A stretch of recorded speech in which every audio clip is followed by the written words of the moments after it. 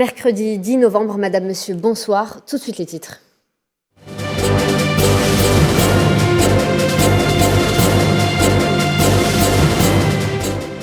Le président de la République, Abdelmadjid Tebboune, ne prendra pas part au sommet de Paris sur la Libye. C'est ce qu'a annoncé le ministre des Affaires étrangères, Ramtan Lamamra, dans un point presse il y a peu. On en parle dans un instant.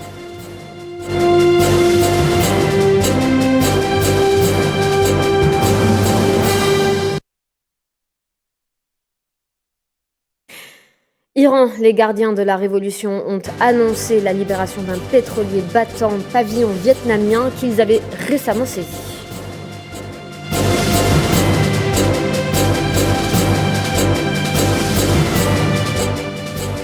Et pour parler économie, nous recevons sur le plateau ce soir Rassim Benranem, organisateur de la conférence Algeria Invest, le grand rendez-vous d'investissement et d'affaires pour l'Algérie.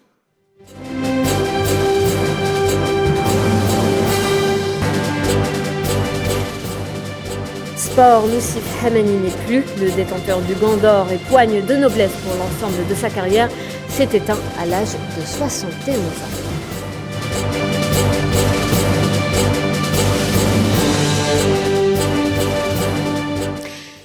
Ces dernières déclarations du président français qui avait déclaré dans un communiqué publié mardi par l'Élysée qu'Emmanuel Macron avait le plus grand respect pour la nation algérienne. Des déclarations qui surviennent quelques jours seulement après l'interview accordée par le président de la République, Abdelmadjid Tebboune, à la presse allemande, où il avait annoncé qu'il ne ferait pas le premier pas vers le président français. Les détails avec Neila Et Hamouda.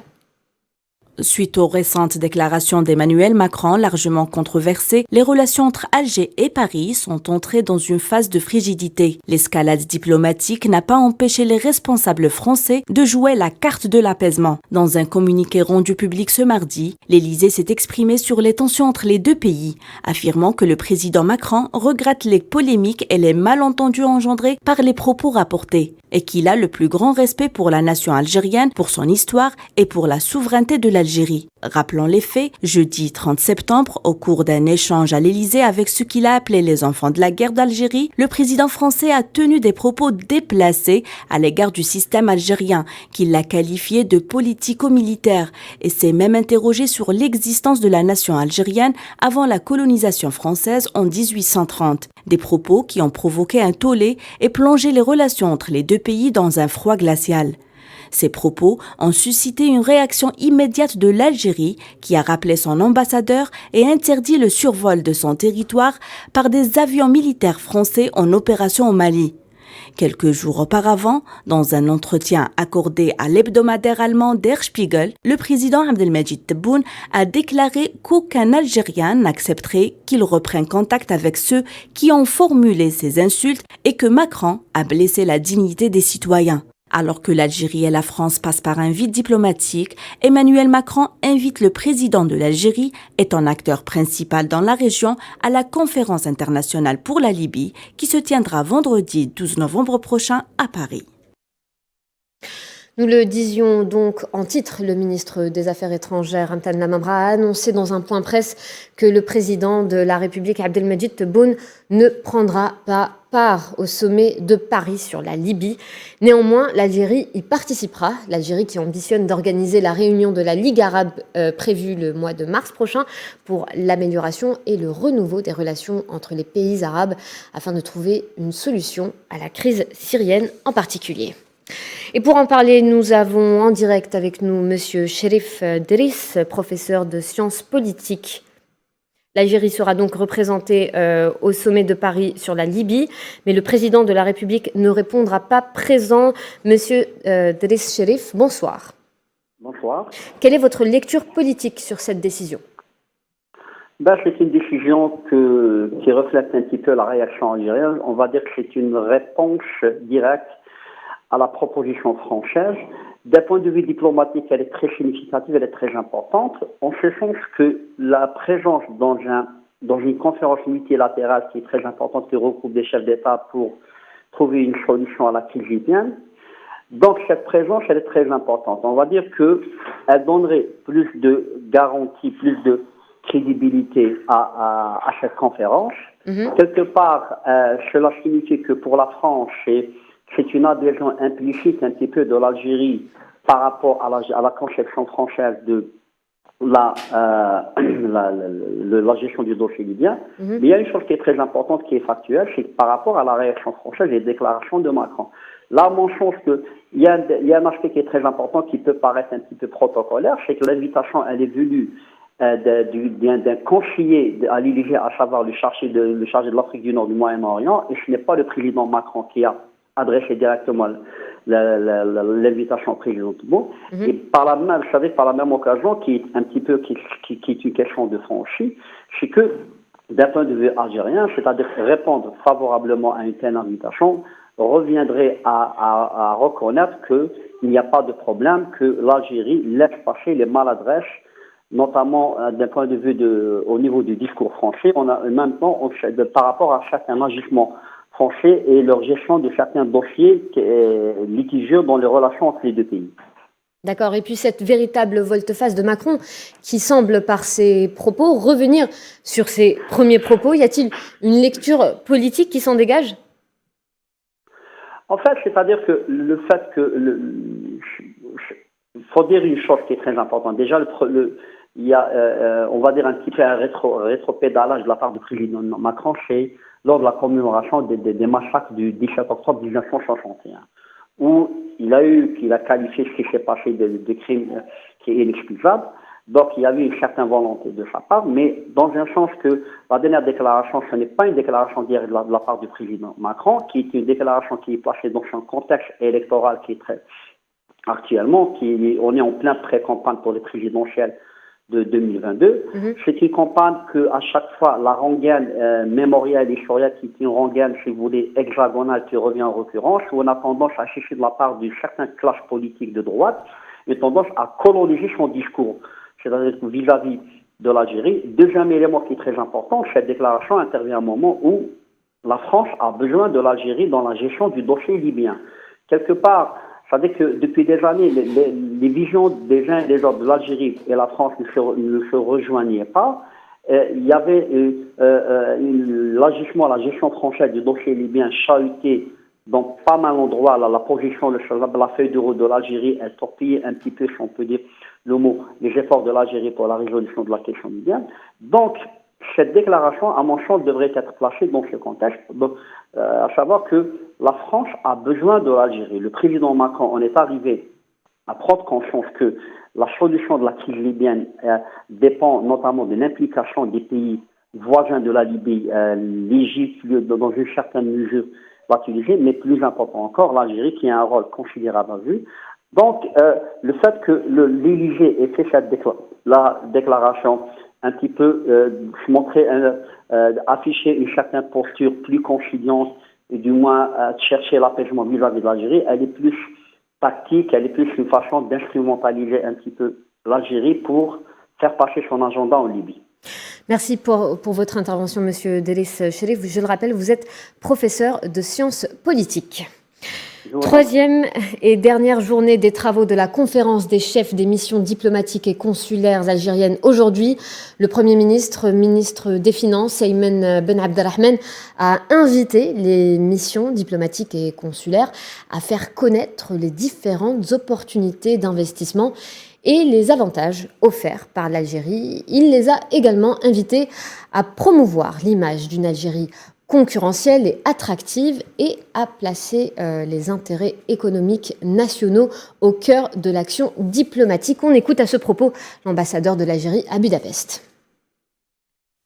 Toute cette participation nous permet d'avoir un échange sur tous les enjeux, que ce soit sur les grands dossiers qui secouent notre région ou bien dans le monde. Et puis aujourd'hui, c'est la dimension économique qui est un axe important dans notre diplomatie, puisqu'il s'agit de faire en sorte que notre pays retrouve sa place. Il a tous les atouts pour être un pays central au niveau de la relation Europe-Afrique, Méditerranée, Europe et Afrique, à travers l'attractivité des idées, productifs bien sûr, pour notre tissu industriel et dans le cadre de la diversification économique, et également placer nos produits sur les marchés du voisinage, que ce soit prioritaire en Afrique, mais également dans le voisinage européen, méditerranéen et le commerce international.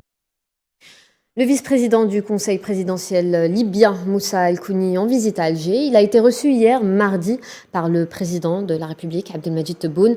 Moussa El-Kouni a affirmé que son pays gagnerait de l'expérience algérienne en matière de militantisme, de démocratie et d'union de son peuple. Imen Merad revient sur cette visite. En visite en Algérie, le président du Conseil présidentiel libyen, Moussa El-Kouni, accompagné de son chef d'état-major Mohamed El Haddad, a été reçu mardi par le président de la République algérienne Abdelmadjid Tebboune. Cette rencontre fut une opportunité pour les deux parties d'examiner les voies et moyens de renforcer la coopération bilatérale dans plusieurs domaines et d'échanger les vues sur les questions régionales et internationales d'intérêt commun.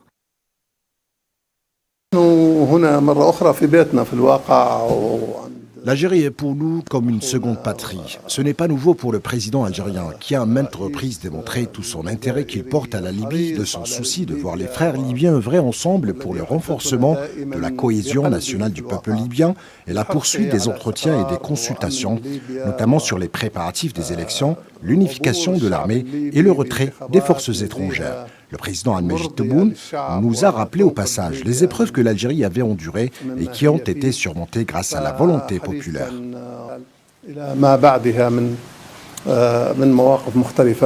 Plongée dans une crise politique aiguë, la conférence internationale autour de la Libye vendredi à Paris permettra de donner une ultime impulsion aux élections prévues dans le pays le 24 décembre prochain. Tunisie, les déchets envahissent le quartier de Sfax depuis plus de 40 jours et pour cause, la fermeture d'une décharge. La colère des habitants gronde, provoquant de violentes manifestations.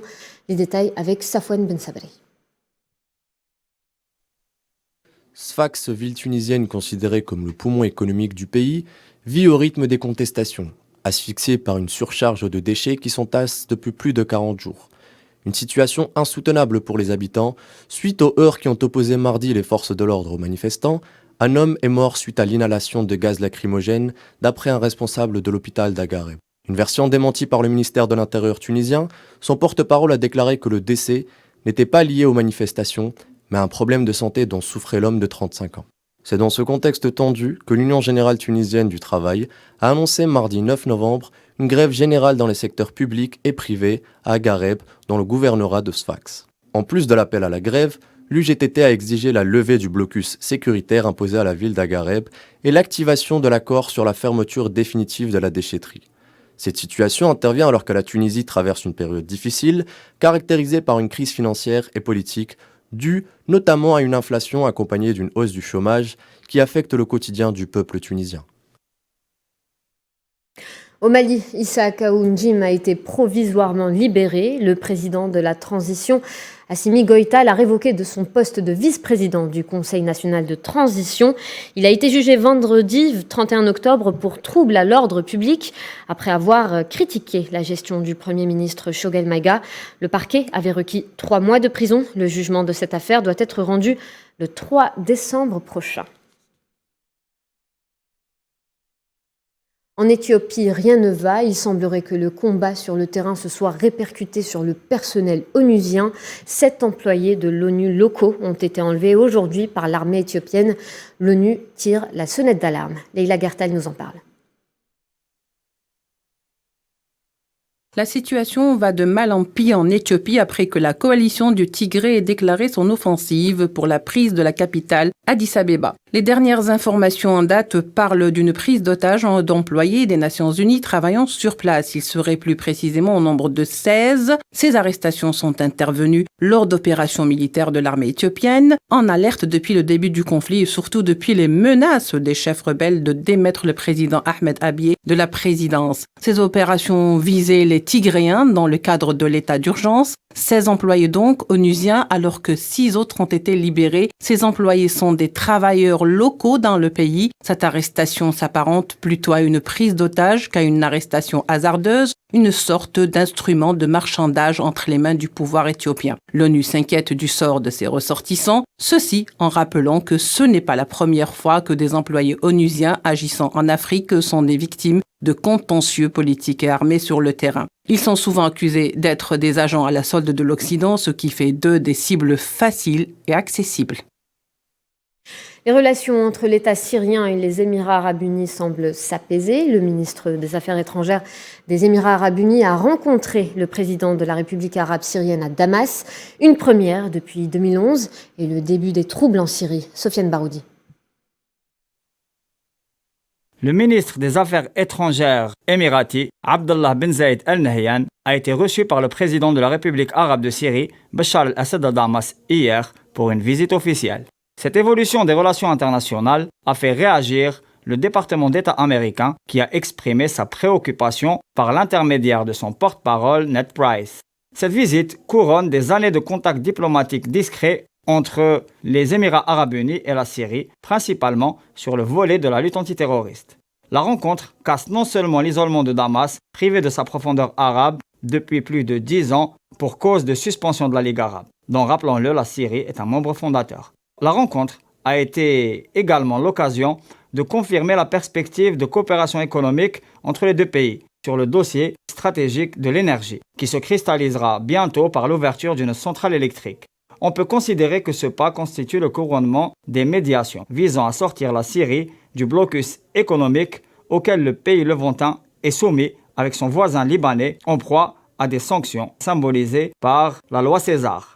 Au cours des derniers mois déjà, de grands pas ont été franchis pour redonner souffle à la situation sociale et économique dans la région, qui souffre des affres de l'instabilité, du terrorisme et des interventions militaires étrangères. Pour preuve, l'ouverture du poste frontalier avec la Jordanie, survenue après l'appel du roi Abdallah au président syrien et son plaidoyer en faveur du dégel et du retour de la République arabe syrienne sur la scène régionale, notamment sur le dossier sécuritaire et économique. Rappelons que le nord de la Syrie est toujours dans une situation de grande instabilité. Idlib, au nord-ouest, demeure proie à l'action des groupes terroristes. Rappelons que le nord de la Syrie est toujours dans une situation de grande instabilité. Idlib, au nord-ouest, demeure animé par les actions des groupes terroristes. Le nord-est, pour sa part, est le terrain de plusieurs opérations militaires turques, de Minbej à la bande frontalière entre la Syrie et l'Irak. Enfin, dans la nuit, une offensive aérienne de l'armée d'occupation sioniste a été repoussée par la défense antiaérienne de l'armée arabe syrienne. Ce procédé a été utilisé à plusieurs reprises depuis le début des troubles en Syrie en 2011. Palestine, la Banque mondiale souligne que l'économie palestinienne donne des signes de reprise, mais reste confrontée à des tendances lourdes qui plombent l'emploi et les finances publiques très précaires. En 2020, l'économie palestinienne s'était dégradée en raison de la pandémie de la Covid-19, qui avait notamment augmenté les dépenses en santé.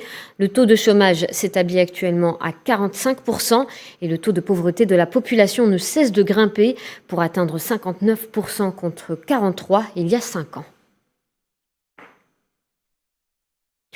Iran, les gardiens de la révolution ont annoncé la libération d'un pétrolier battant pavillon vietnamien qu'ils avaient récemment saisi, un acte salué par le chef de la marine des gardiens.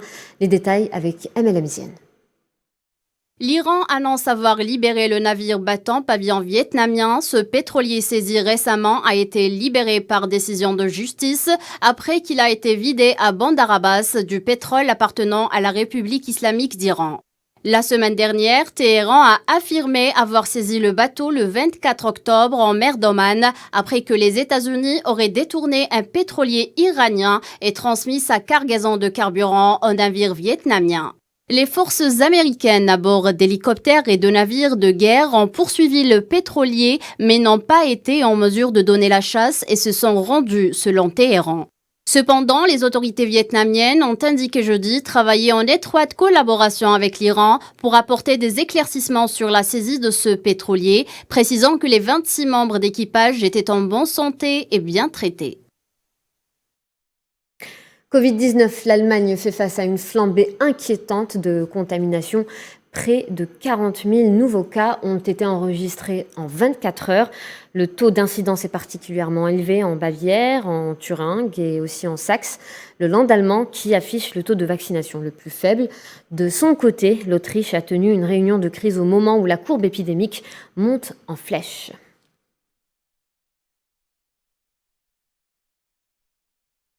Et puis entre la Biélorussie et la Pologne, cette affaire de migrants coincés aux frontières, l'Allemagne exige des sanctions contre la Biélorussie, accusée d'exploiter sans scrupule les migrants en les envoyant à la frontière avec la Pologne. Le ministre des Affaires étrangères allemand a déclaré, je cite, « Nous sanctionnerons tous ceux qui participent au trafic ciblé de migrants. L'Union européenne s'emploiera à étendre et renforcer les sanctions contre le régime du président biélorusse. » Fin de citation. COP26, les tout nouveaux engagements climatiques des États n'ont que marginalement amélioré les chances de l'humanité de freiner le réchauffement climatique. C'est ce qu'a déclaré l'ONU, qui ajoute que ces engagements permettraient de réduire de quelques dixièmes de degrés seulement, selon des scientifiques indépendants, très loin donc de l'objectif de limitation du réchauffement climatique à 1,5 degrés Celsius. L'ONU qui appelle les États à plus d'ambition d'ici la fin de la COP26.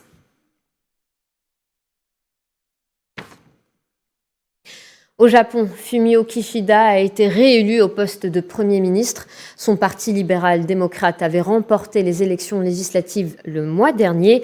Le PLD est soutenu par le Komeito, partenaire mineur de la coalition au sein du Parlement. Les partis de la coalition ont également convenu de verser une somme d'argent et des bons d'un montant de $886 à tous les enfants âgés de 18 ans ou moins, après que l'économie du pays ait été affaiblie par la pandémie de la Covid-19.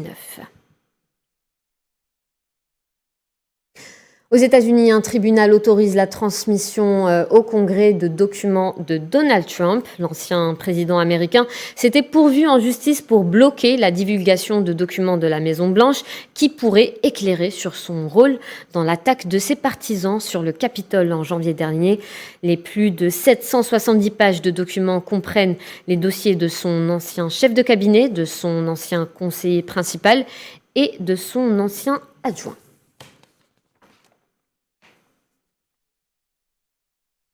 Ce matin, ouverture du forum d'affaires algéro-turc dédié à l'énergie. Le ministre de l'Énergie et des Mines, Mohamed Arqab, et son homologue turc, Fatih Dönmez, ont co-présidé ce forum qui examine et renforce les relations entre les deux pays dans tous les secteurs confondus. C'est l'objectif de la coopération bilatérale entre Alger et Ankara. Mohamed Wali Ben Chaben nous donne plus de détails.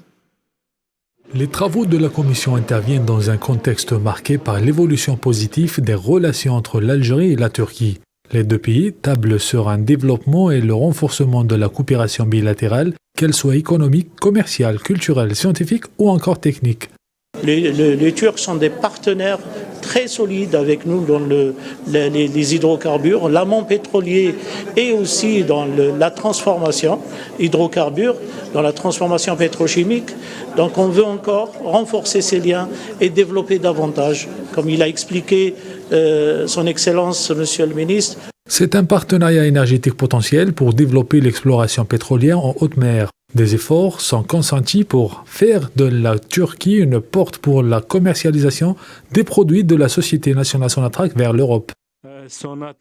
Les derniers investissements de la Sonatrach en Turquie sont le reflet de sa nouvelle stratégie concernant sa présence sur le marché avec le principe de gagnant-gagnant. Nous voulons apporter notre appui à Sonatrach, que ce soit en Turquie ou en Europe. L'échange ne se résume pas en un seul produit, mais s'ouvre sur d'autres opportunités avec la diversification. Du fait de l'entrée en vigueur de la nouvelle loi sur les hydrocarbures en Algérie, la coopération énergétique vise également à couvrir de nouveaux horizons. Environ 555 projets sont réalisés dans le cadre de l'entrepreneuriat en Algérie, des projets d'une valeur de plus de 5 milliards de dollars. En vérité, l'Algérie occupe la 8e place parmi les pays où la Turquie investit, ce qui révèle le poids des entreprises turques en Algérie. Sous le principe de gagnant-gagnant, les relations économiques algéro-turques s'orientent vers de nouveaux horizons, avec des projets que les deux parties qualifient de promoteurs. Et on va continuer à parler économie ce soir avec notre invité, Monsieur Rassim Benranem, organisateur de la conférence Algeria Invest. Bonsoir, Monsieur Benranem. Bonsoir. Alors, vous avez organisé cet événement, la première édition de Algeria Investment Conference, qui s'est tenue le 6 et le 7 novembre dernier au Centre international des conférences d'Alger et qui a pour vocation de constituer le grand rendez-vous d'investissement et d'affaires pour l'Algérie. Quel bilan tirez-vous aujourd'hui de cet événement ? Alors, après d'abord un repositionnement diplomatique de l'Algérie important sur le plan international, aujourd'hui, il y a un repositionnement de nouveau sur l'aspect économique en abritant évidemment la première édition du Algeria Invest Conference, un carrefour qui a drainé à peu près 1000 chefs d'entreprise, entre également ambassadeurs et pouvoirs publics, différents ministres. Aujourd'hui, l'Algérie doit absolument contribuer à cette relance économique très rapidement.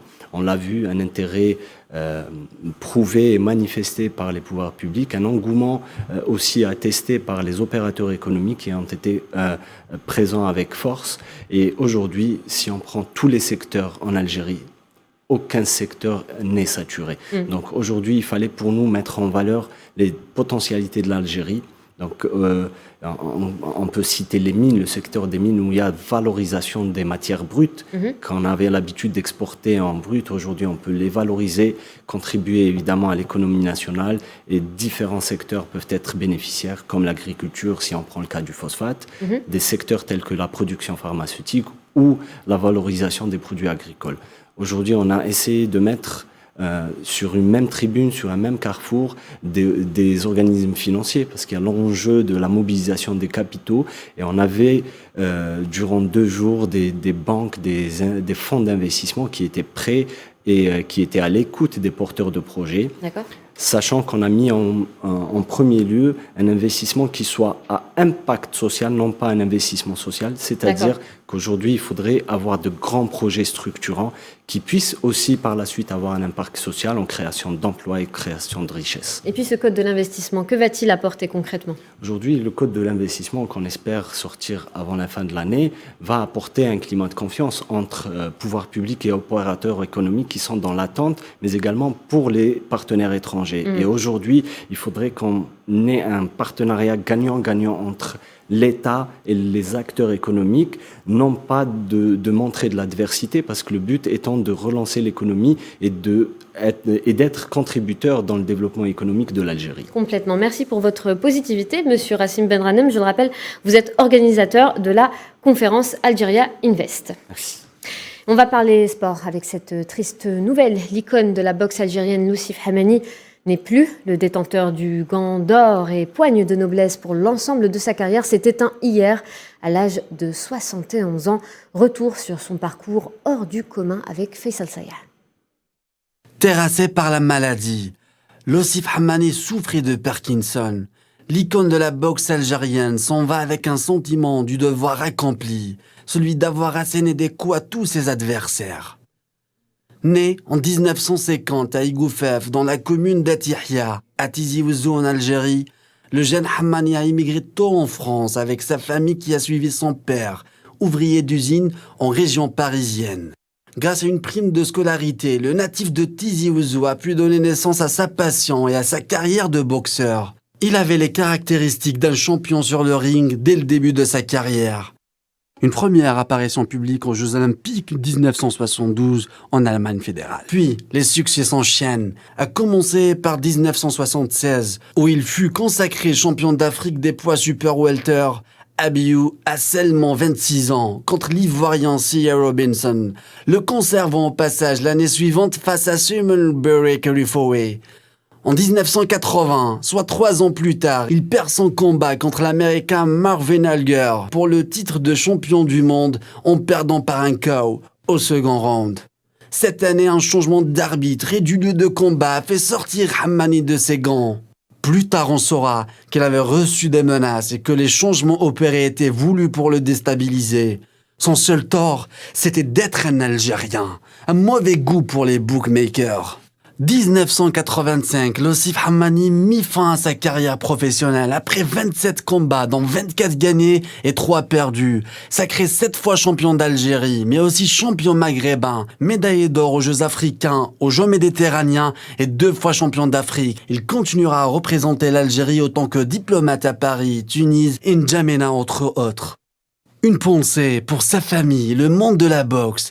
À Dieu nous appartenons et à lui nous retournerons. Voilà, c'est la fin de ce journal. Merci de votre attention. Excellente fin de soirée sur Al24 News.